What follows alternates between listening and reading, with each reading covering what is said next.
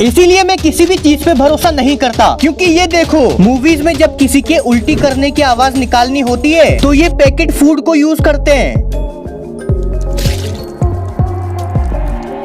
भाई देखो, जब बड़ी वेल की आवाज निकालनी होती है तो इसके लिए एक बड़े से ड्रम का इस्तेमाल किया जाता है।